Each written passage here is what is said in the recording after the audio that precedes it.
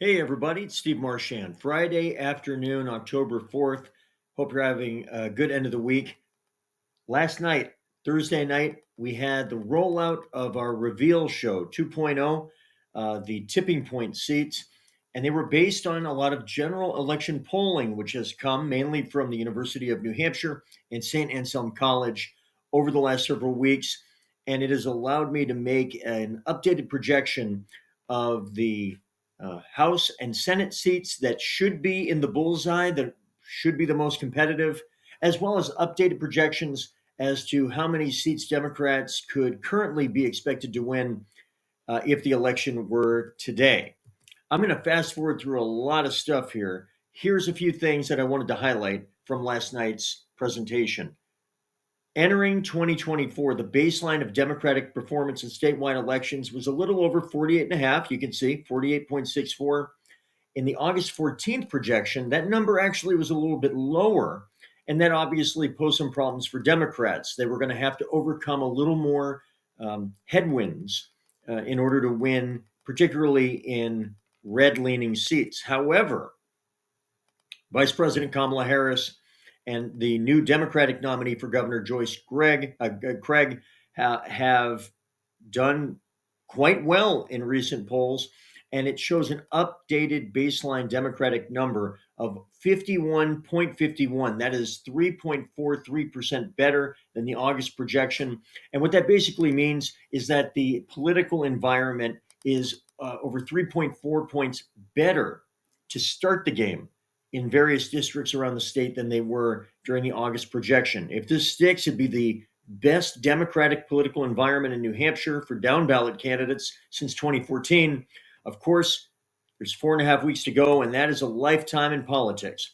The upshot of all this, though, if it holds as it currently appears, districts as red as R1.5 would perform like Democratic districts on election day. And that means that almost 186 of the 400 House districts would now have a Democratic leaning in terms of how they perform on election day. That is radically better than 2 years ago. And as you recall, 2 years ago, Democrats almost took the majority as it is. So I'm going to fast forward a little bit. You can go on my YouTube channel and you can see the full presentation with all the data there, but I'm fast forwarding for those that only have 5 or 6 minutes. Here are the tipping point seat summaries. The August 19th version 1.0 projection, we had 55 House seats in the target zone. 25 of them were tenuous holds for Democrats. 30 others were flip opportunities. And as you can see, 2 of them were Democratic seats. 19 of them were very light red, and the remainder were medium red seats. On October 3rd, yesterday, we added 9 new seats from 8 new districts. All 9 of these are flip opportunities, all currently held by Republicans. Most of them are in light and medium red districts, and that should be of no big surprise.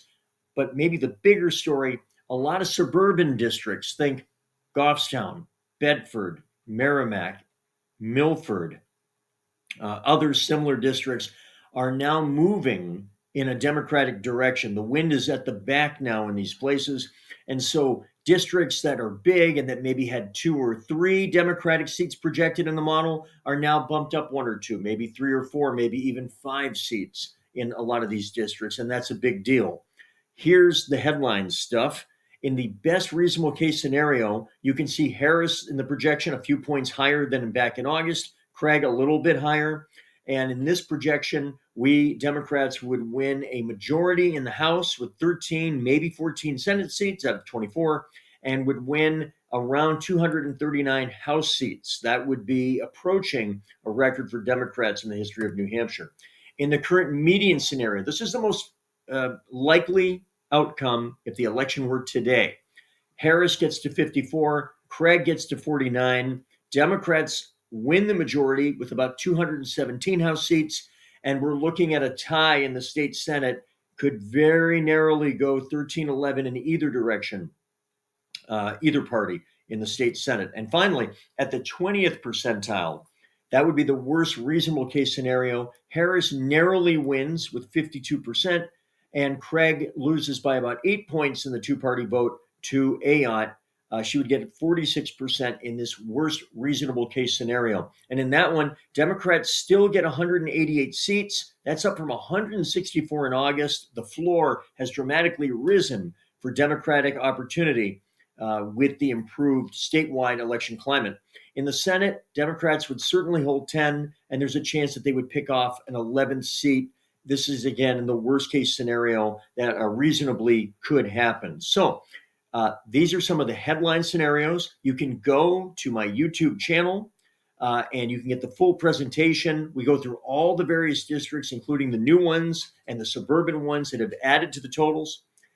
You can also go to movethegoalpostnh.com and get a lot more information there, as well as upcoming events. I'm traveling around the state, and we're highlighting the most competitive House and Senate districts in the state and Executive Council in the 4.5 weeks left to go.